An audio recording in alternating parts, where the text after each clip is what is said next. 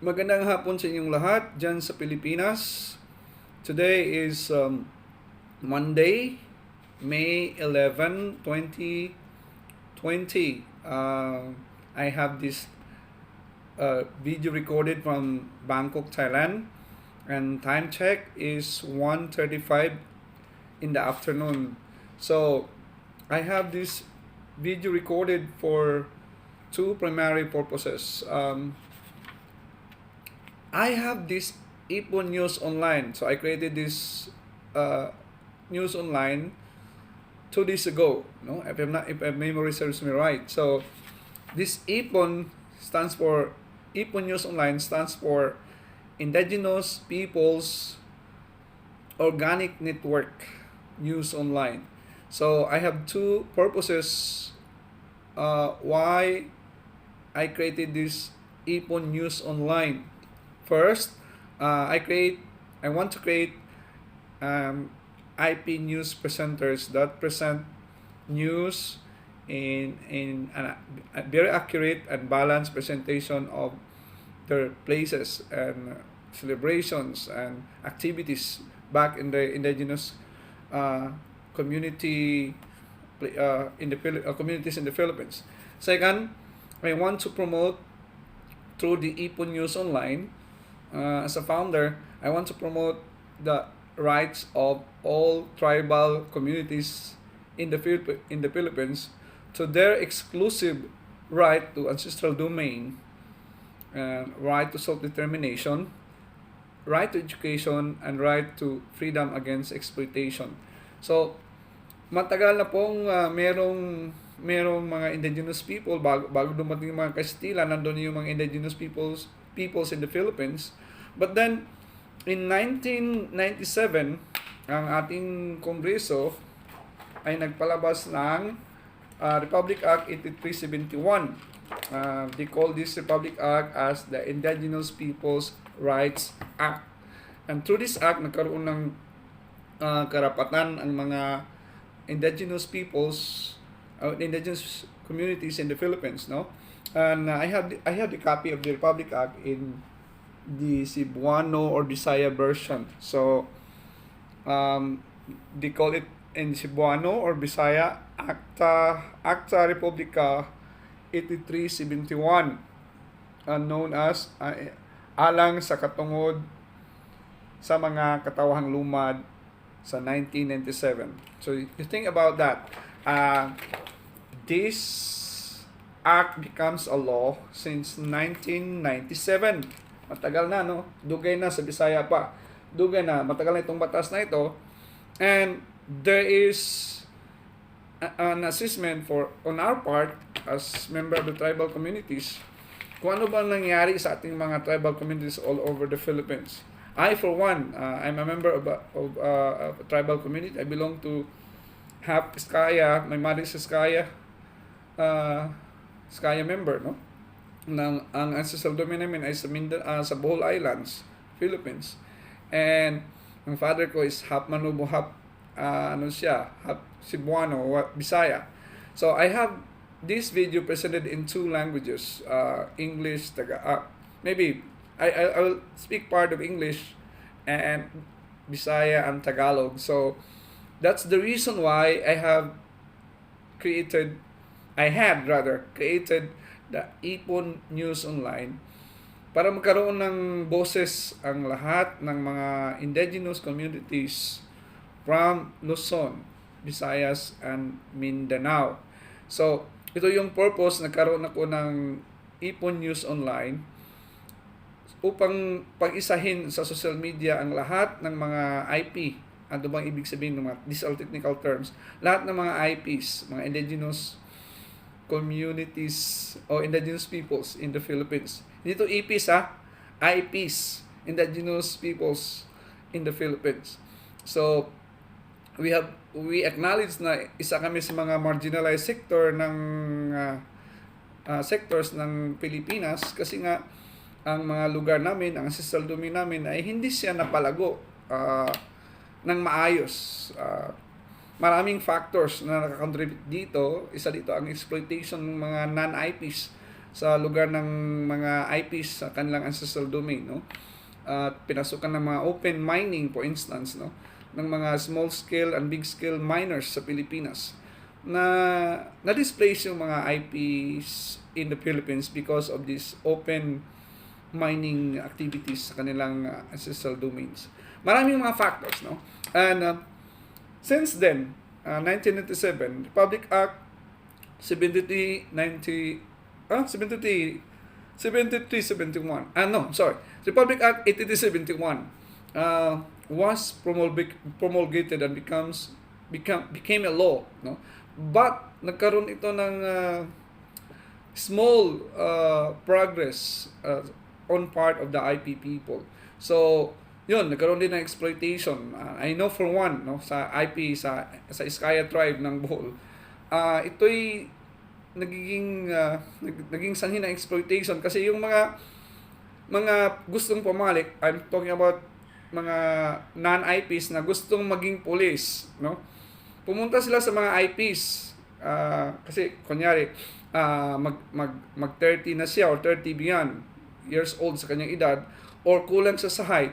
Pumunta sila sa mga IP communities para i-adapt silang membro ng IP kuno at bigyan naman ng dato because magkaroon nga ng monetary offering kung magkano yung bayad kung magpa-member ka ng ganun para lang maging police. Marami akong kilala dyan, no, na mga hindi IP member pumasok sa mga IP communities para lang magkaroon ng AIDS at saka height waivers. So these are one of the exploitations from the non-IP people there in the Philippines. So I have this video, IPON News Online, para magkaroon ng awareness ng unity ang lahat ng IP people all over the Philippines. As I said earlier, from Luzon, Visayas, and Mindanao. Ito yung panahon na magkaisa tayo na hindi tayo pwedeng exploit ng mga non-IPs para lang sa kanilang personal na interest. Dahil din ang mga tribal chieftains ay sa Bisaya pa nasilaw sa Tagalog, nasilaw sa kwarta, nag-i-offer sa mga mga grupuha sa mga tao. Aside from the fact na ang yuta sa mga IPs, ang kanilang ancestral domain ay nagiging vulnerable sa exploitations ng mga makaliwang grupo, no? Mga leftist groups, mga violent groups of people. So, nagpapasalamat ako sa ating government kasi nagkaroon na tayo ng IPED schools or over the Philippines. Ano ba ito yung IPED? Indigenous Education Schools. This IPED schools is under the direct management and supervision of the Department of Education. But this IPED schools is for the IP people. There should be IP teachers, personnel that are teachers, and personals that are similarly working on the IPED schools. Ito yun sa mga developments na nagkaroon kami sa Pilipinas. I'll give you one example in the Philippines, in my place, sa Butuan. Nagkaroon kami ng IPED school sa among barangay namin. Hopefully magkaroon kami ng IPED National High School, no? Directly funded by the national government. Since then, ang Republic Act 8371, otherwise known as Indigenous Peoples' Rights Act, nagkaroon because of this IPRA law for short, no? 8371 or Republic Act 8371 or IPRA law or Indigenous Peoples' Rights Act, nagkaroon ng isang ahensya ng gobyerno na lahat ng mga problema concerning the indigenous peoples ay doon isang guni. This office is known as the National Commission of Indigenous Peoples. This office is under the office of the President as enshrined or mandated under the IPRA law or Indigenous Peoples' Rights Act of 1997. Since then, ang NCIP nagpalabas siya ang National Commission of Indigenous People, nagpalabas siya ng Administrative Order Number 1 series of 2012. And the title of this NCIP administrative order number 1 series of 2012 is the Indigenous Knowledge Systems and Practices, IKSPs, and Customary Laws, Research and Documentation Guidelines of 2012. And I've been to the National Commission of Indigenous Peoples National Headquarter Office in Manila twice. Since then, hindi na ako nakabalik. No? I have no idea kung meron ng update dito sa NCIP Administrative Order number 1 na ito. No? Ito, yan yun. No? Pangalawa, NCIP or the National Commission of Indigenous Peoples Office, Manila, nagpalabas sila ng another Administrative Order number 2, series of 2012. The title is the General Guidelines on the Confirmation of IPs and Registration of IPOs. Meron silang guidelines, nagpalabas ng guidelines ang NCIP National Office. Kung sino bang dapat i-confirm na maging member ng isang indigenous community o isang tribal community. So dito nakalagay yung mga requirements. Unfortunately, maraming mga taong mga non-IPs na pumapasok sa tribal communities para lang ma-exploit nilang kanilang gusto, makuha nilang gusto. Marami akong kilala dyan na pumasok sa law enforcement na hindi naman talaga IP. Pumasok lang doon para lang makuha niyang kanyang planong maging police, maging member ng Bureau of Fire, maging member ng what else, ng Penology Office rather. So, maraming ganyan nangyari. Marami kong alam, marami kong kilala, no? So, mga ganyan. So, ito yon. And another thing is the registration of IPOs. Ano tong IPOs? Indigenous Peoples Organization. In the case of Butuan, marami ng IPOs doon sa Agusan, sa Caraga Region 13, marami ng IPOs, Indigenous Peoples Organizations in Mindanao. I'm sure in Luzon area and Visayas, marami na ring mga IPOs. These IPOs are registered under the Securities and Exchange Commission, and they represent the concerns, the programs, the projects and developments of every tribal communities. So, after that, nagkaroon ng ang NCIP National Commission of Indigenous Peoples, nagpalabas naman sila ng they issued another administrative circular, no? Itong administrative order, not circular. This is not an order already. Administrative order number 001. This is 002, no? Series of 2009, National Guidelines for the Mandatory Representation of Indigenous Peoples in Local Legislative Councils. Sorry. Ibig sabihin dito, sa aking mga viewers na nanonood sa video na to, ang tribal council ng isang tribal community, mag-elect sila ng IPMR. What is IPMR? Indigenous Peoples Mandatory Representative. From the barangay, from the municipal level, to the city level, and the provincial level. In other words, ang tribal council mag-elect sila ng somebody from the tribe capable enough to represent their concerns and to sit into the local government units. So, for instance, Butuan, ang tribal council doon, mga tribal elders, mag-elect sila ng tribal IPMR, Indigenous Peoples Mandatory Representative, to sit as representative to the local government of Butuan. And he will sit in the local in the Sangguniang Panlungsod. No? His position is equivalent to the position of the city councilor, no?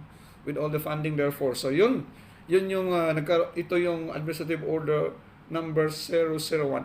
I'm not sure this is functional, but in the case of Butuan, wala pa kaming IPMR doon. No?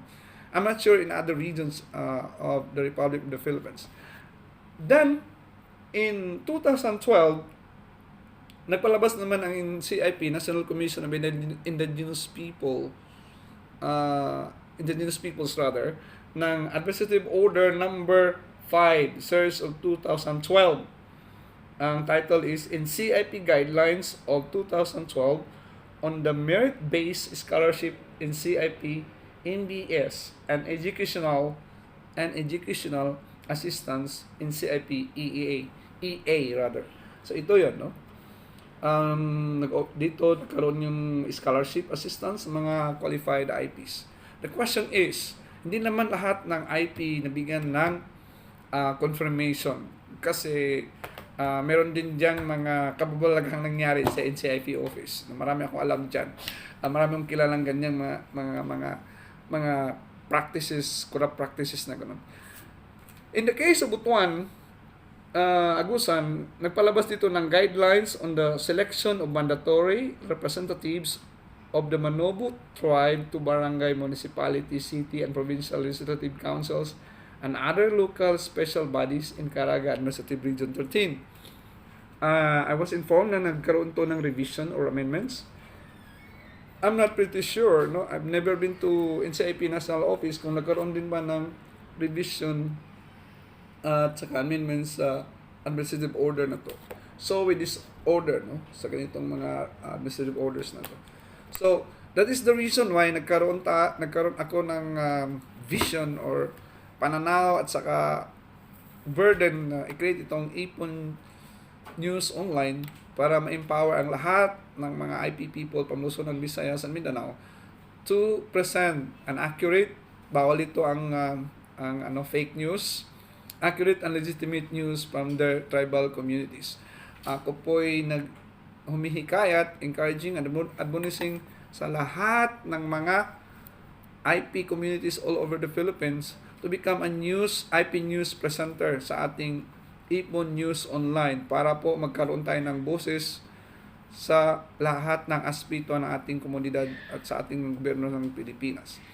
Meron tayong United Nations Declaration of the Indigenous Peoples. So, meron din tayong mga basic rights under the UN Declaration. No? So, ito yung purpose, nagkaroon ako ng burden na i-create itong IPON News Online para ma-update tayo sa mga activities sa ating developments at magkakaroon ng coordination sa government. And I thank God nagkaroon tayo ng presidente ngayon na very responsive, no, tumugon sa lahat ng problema sa ating bansa. I think one of the problem na dapat nating i-address itong problema ng mga IP people na nagiging sanhin ng exploitation ng mga small scale and large scale miners, no, at mga illegal logging activities and all that, no. Dapat magkaroon, i-review yung mga activities and programs para sa mga IP communities para hindi sila ma-exploit ng mga non-IPs. I said earlier na mayroon maraming exploitation nangyayari dyan sa ating bansa. I'm talking about AIDS and height weavers. Sa mga non-IPs, pumasok sa mga IPs para lang makakuha na ka ng gusto. Maraming rights ang mga IPs. Meron kaming points, exemptions sa mag-take ng board exams, sa gusto mag-take ng mga board exam, nursing board exams, CPA board, engineering board exams. Meron ng points sa licensure exam for teachers. Meron kaming mga exemptions sa additional points provided under the law, no, the April law. So, ito yung purpose na I created the IPON News Online. I'm calling all the IP people na dyan sa Pilipinas to converge and unite with IPON News Online and contribute an accurate and balanced and news. Bawal, as I said earlier, bawal po dito ang fake news. So, I hope clear sa inyo yan na mainganyo kayong magpasa ng mga news, opinions, at atin din i-edit yan at titignan natin ang legitimacy ng inyong news at saka opinion.